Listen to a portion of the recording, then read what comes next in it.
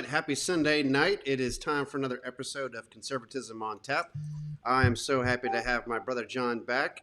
It's good to see you, man. It's been a couple of weeks. How was your vacation? Did you have a good time? Was good. We went over to the Outer Banks, got to drive on the beach for a good 10-mile stretch to go into the middle of nowhere. There's wild horses roaming about in North Oh, that's awesome, Carolina. So dude. it was extremely good. The kids loved it. I felt like I was in Moana or something because I've got three kids, and my littlest one is just a little bit over 1 year old. She's toddling around, and all she wanted to do was go into the sea. She just kept running into it over and over and over again. And Yeah. my other two kids weren't like that at all. So I was constantly trying to scoop her up and being like, you stay with me and sing the Moana song. What that advice. So Yeah. we're all good, man. It was nice. Waves a little bit more dangerous than the movie. Yeah, Got the yeah. rock there with you to like take care of you or whatever, help you fight the monster.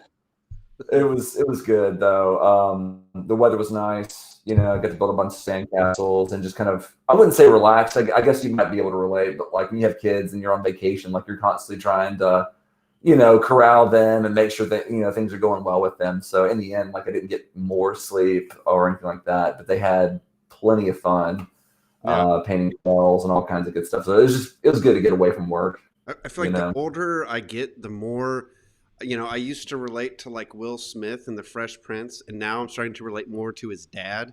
Why does he have like a butler around his house, like cleaning up and stuff? That was weird to me. It's not so weird now. I was like, you know what? I get it. Like, Right? can we get I feel the somebody to exact do same way that? now when I'm watching the Disney movies. I actually get kind of resentful when I watch the Disney movies. I'm like, all those parents, like the parents are, narrow-minded, not letting their kids grow or anything like that. And I'm just like, is there not a good parent You in know, a like Disney movie? Like Mufasa. Oh wait, he died. Like, like just on a personal level, like for us and our family, is like we've just started, to investing and having people help us clean the house because my wife works full time.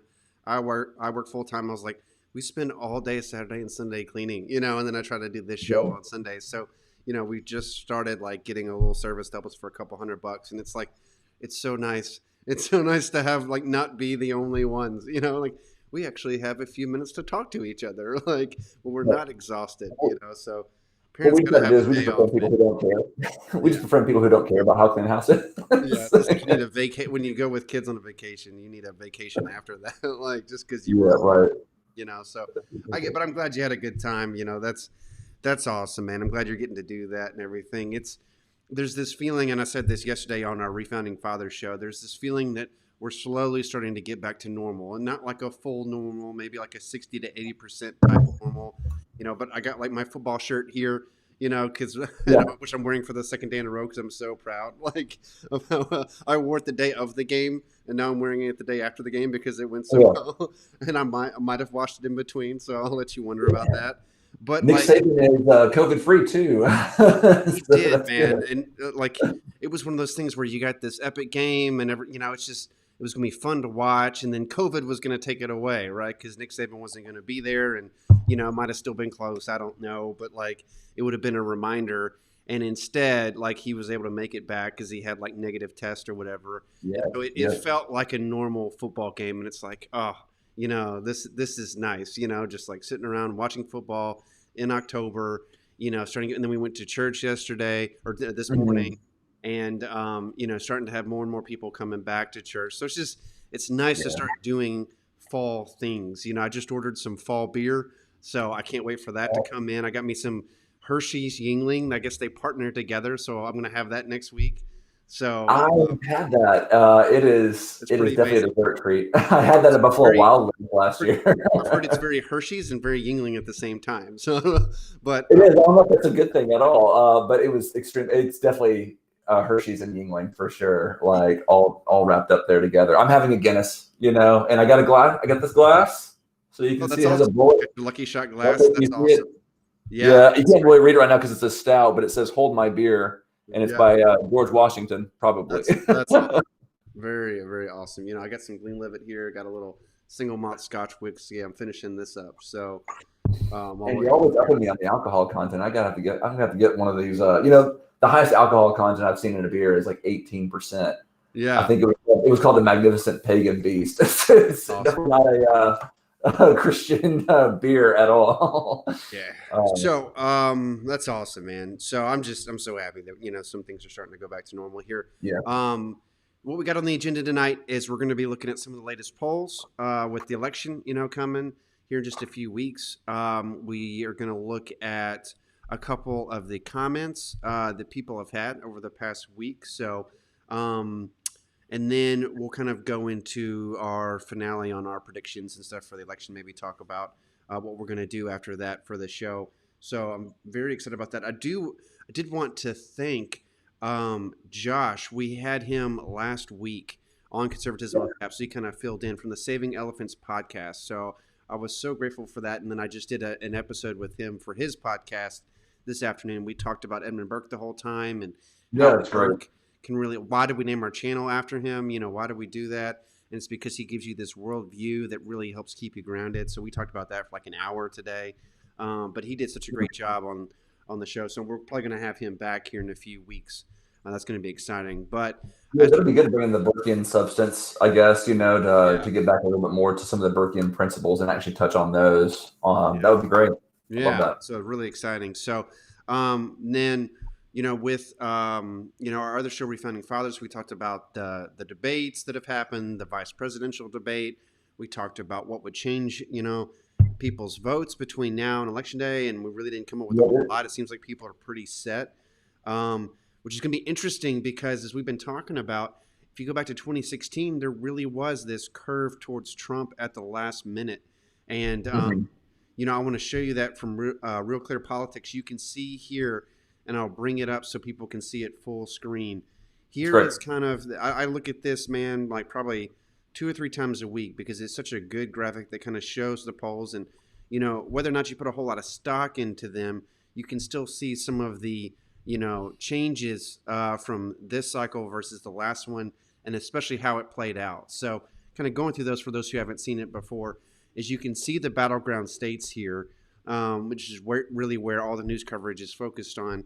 And then you can see if you go all the way to the right where Trump actually won most of these states. So he didn't win in New Hampshire and he didn't win in Nevada, but in the rest he did. And that was kind of a surprise for places like Wisconsin and Michigan and whatnot.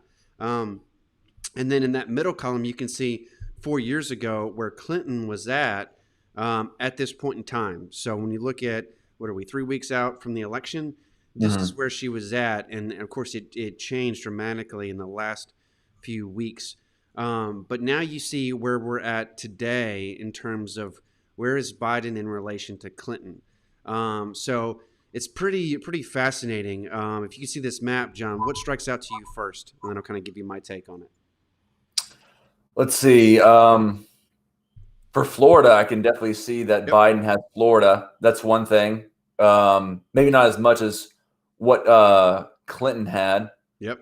But it's still Florida, there. where I live, is it's definitely highly contested because if Trump wins Florida, he's got a chance. If he doesn't win Florida, the election's over, right? So he has to have Florida. So they're putting an enormous amount of resources here.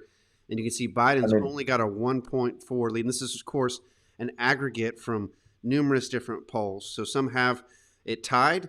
Some of the latest ones have it tied. Some have Trump winning by like a point. And a few have Biden winning by a couple points. So his lead is actually slimmer than Clinton's was 3 weeks out. Yep. And of course, Trump only won Florida by just over a point. So it is super close here in Florida. And I saw a poll just the other day that was talking about how 10% of Floridians are undecided, which is wild to think, that at this point they could go either way. So Florida's one to look at. What else do you see there? Let's see. I was looking, man, just everyone from Pennsylvania to Arizona are so a couple that stand out to me is you can kind of see how Ohio is almost exactly where it was at 4 years ago. So that's one that Trump's looked at, 18 votes. That's nothing like that.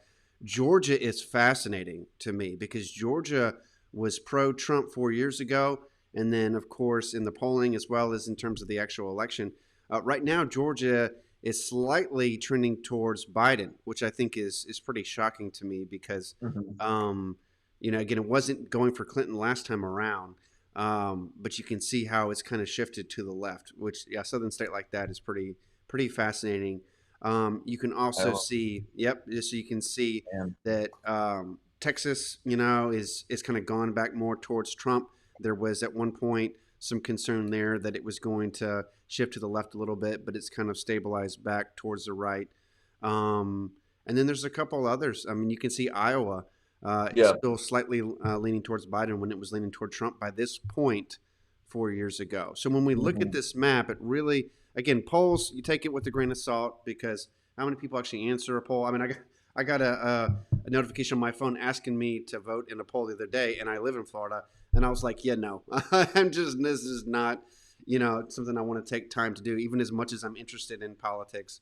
I don't know who they are, and I don't know how they're going to use the data, and I just didn't, I didn't want to get spammed, give my data away. Same. I'm I mean, putting my we got a couple text messages about Biden and Harris, and we just didn't want to get spammed by things, so we opted not to answer. fault. So anyway, for those, looks like we got about 5 or 6 folks who are watching live now. For those of you that are watching live, let us know what you think of the polling. Do you put any stock in it? Do you put any trust in this polls? Do you see any correlations, as opposed to 2016?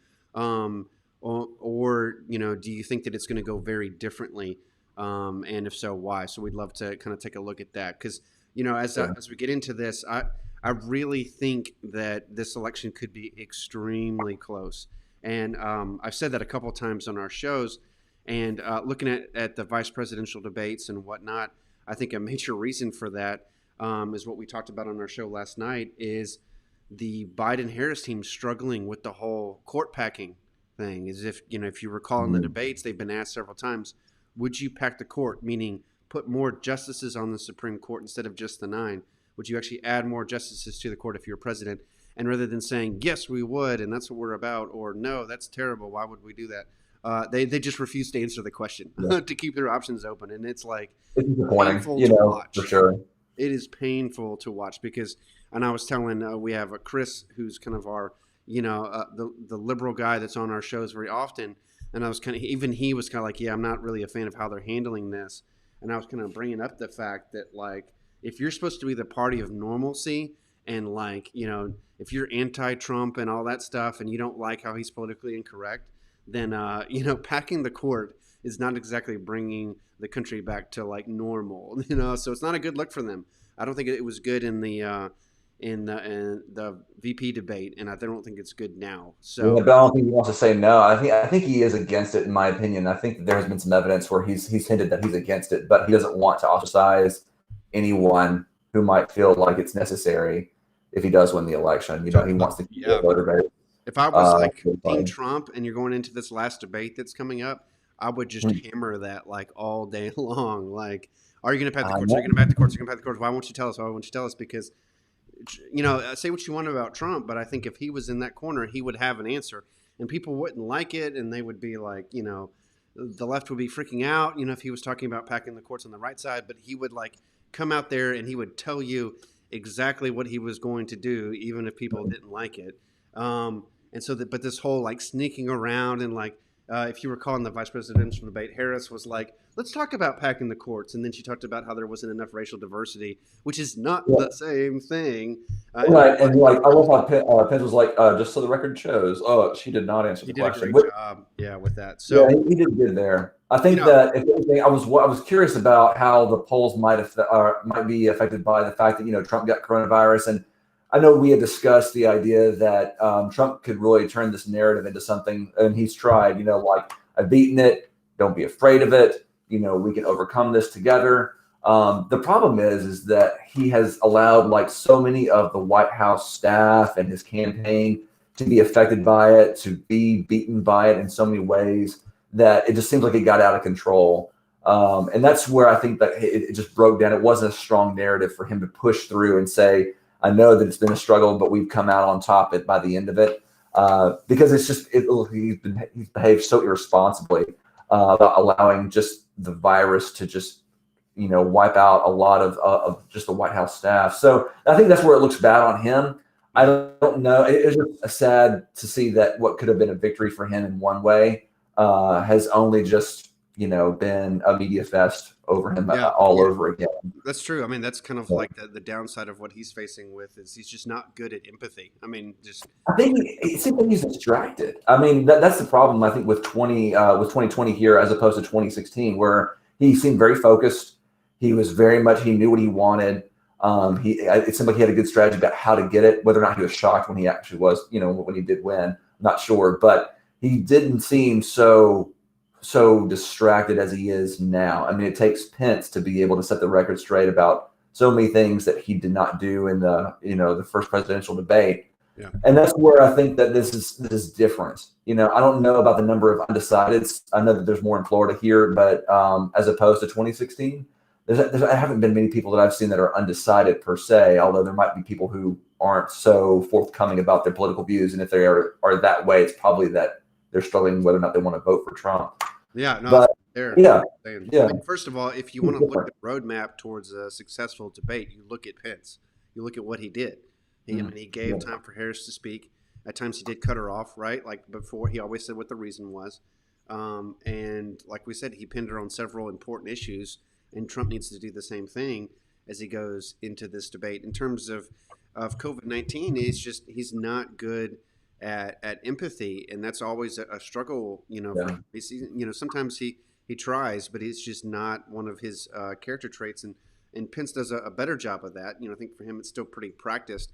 But I mean, let's be real. Like Biden tries with the empathy thing, but it's just hard. It's a hard sell for him, given how old he is. There's like these stories of him 20 and 30 years ago of being very kind and empathetic towards people, and he's trying, but like it's not exactly a strong suit for him either, trying to relate to like the next generation. When so it's not like it's a strength on their side either. Just maybe not quite as much of a weakness. And then a couple other things just to think about is, as we talk about this COVID thing, the news constantly is bringing out numbers like 220,000 people have died, and that's on you, and all that stuff. But you look at, like, again, going back to like football, right? Like Nick Saban had a positive test, and everybody freaked out, and they were like, he's down for 2 weeks, even though he didn't have symptoms. And like everybody was like, well, what's this going to mean for the football game? And did he infect the entire team? And he had to go into quarantine.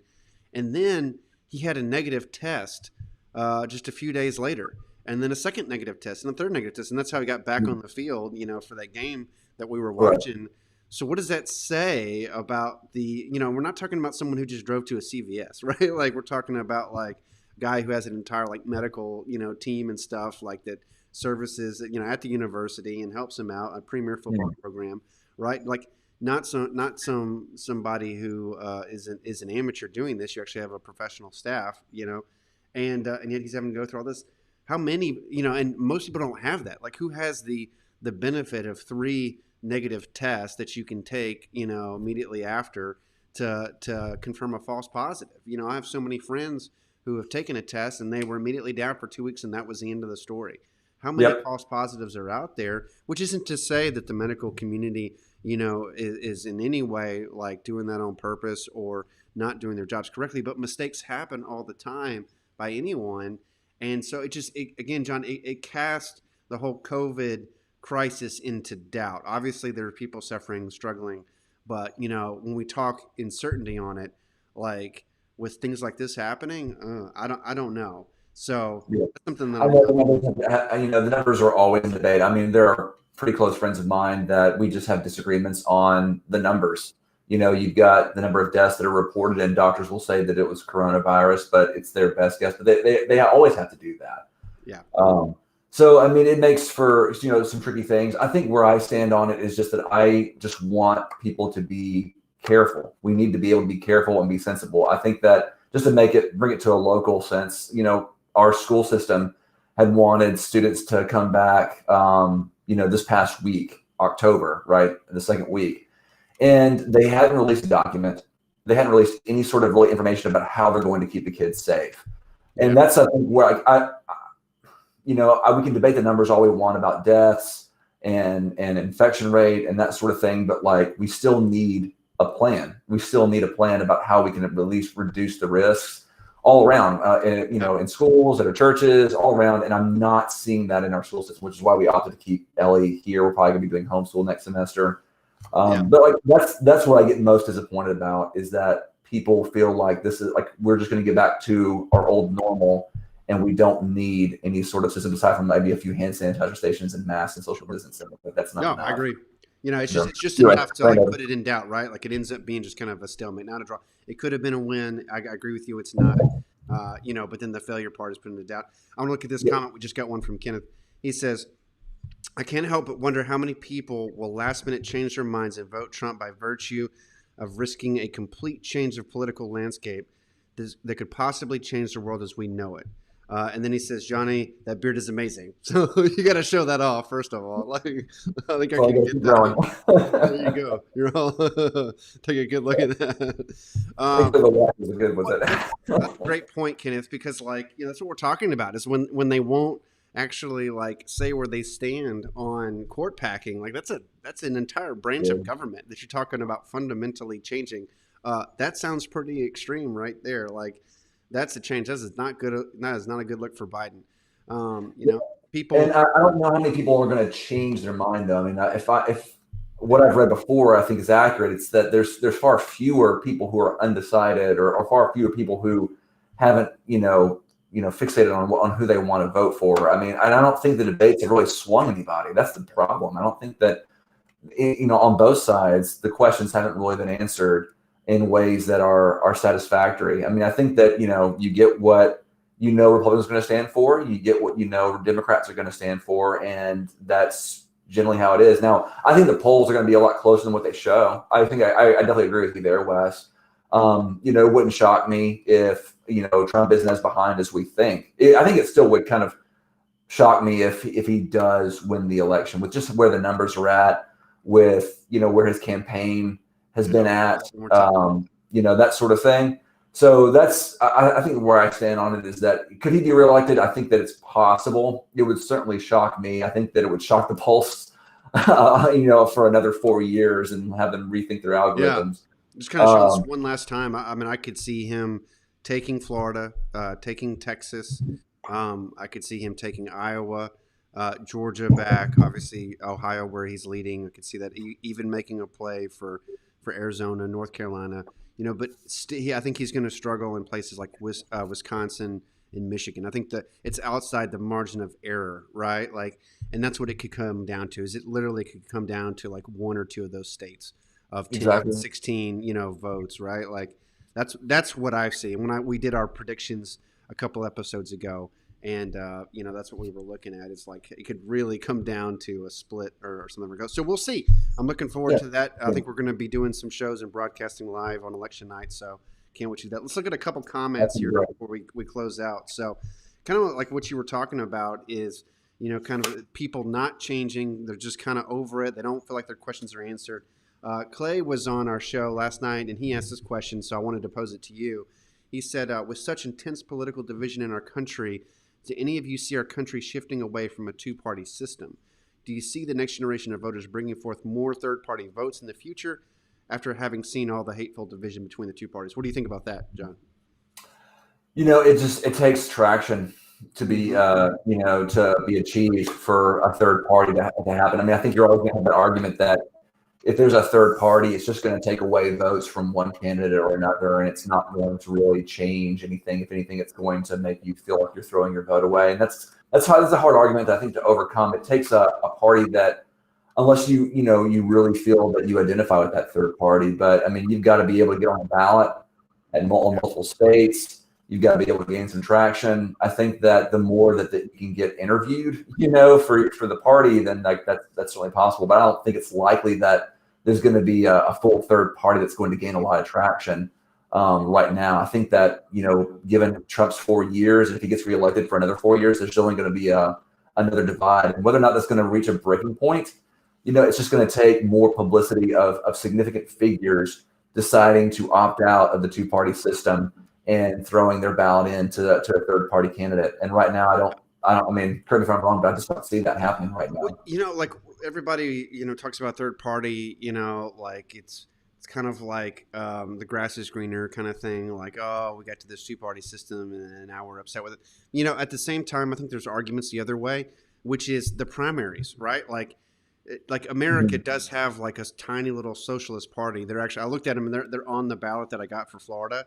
Like they actually have like a tiny little line there for socialist party and some person I've never heard of, right?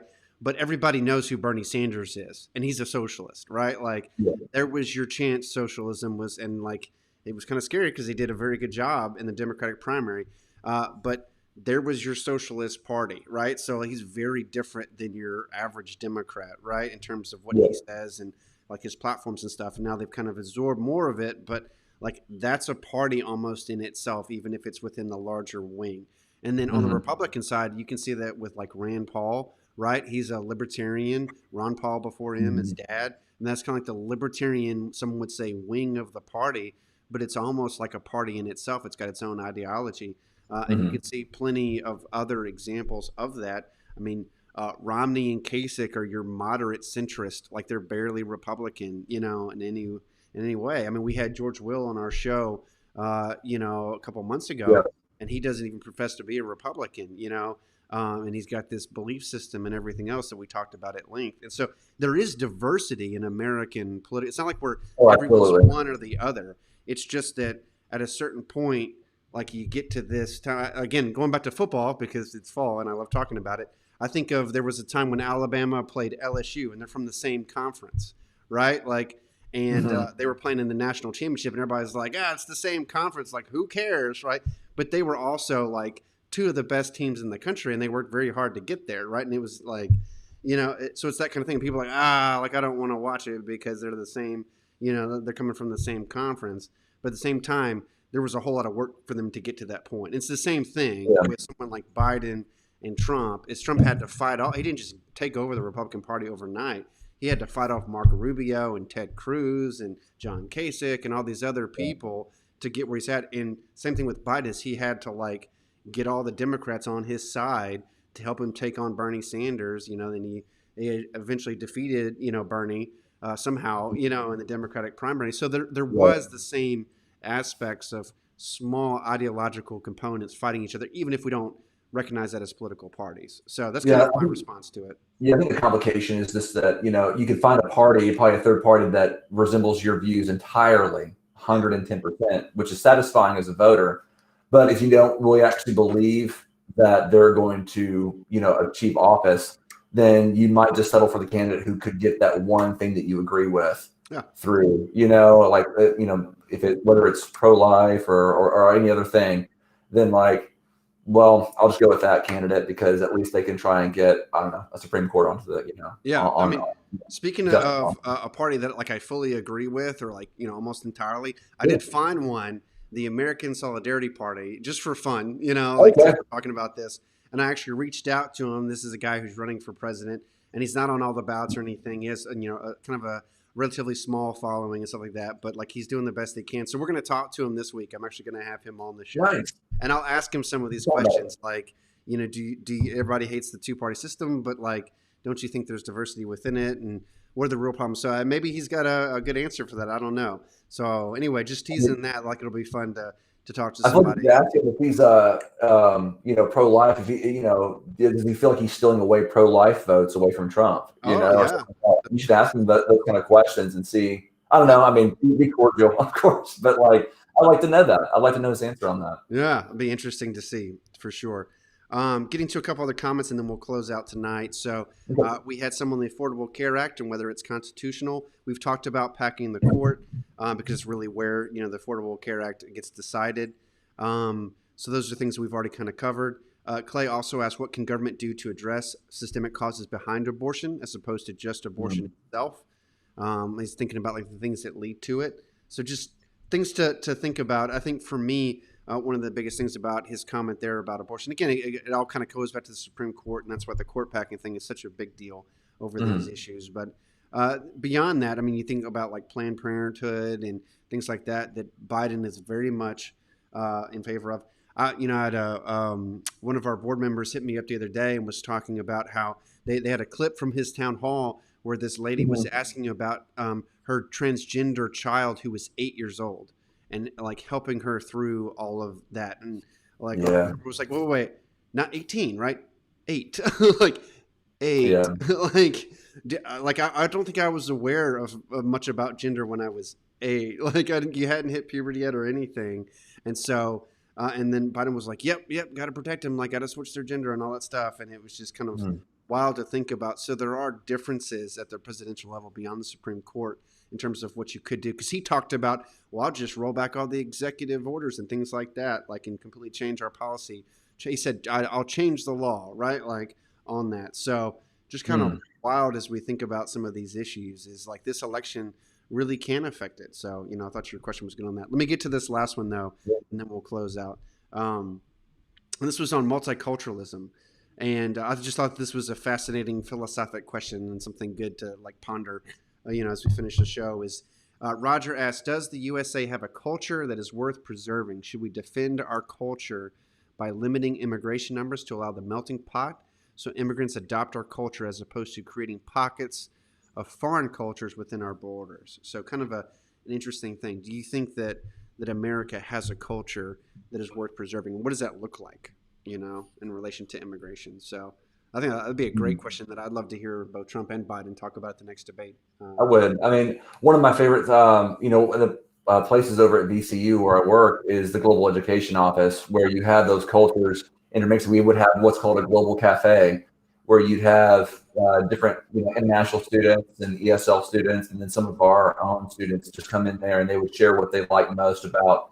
They would start out, introducing themselves, sharing what they like most about their own country, maybe some facts that we didn't know. And then as those cafes kept going on throughout the year, it became more about what have you experienced here that you have enjoyed or that you haven't enjoyed. And I like those conversations. I miss those conversations because they're not happening right now due to COVID. It's all online classes.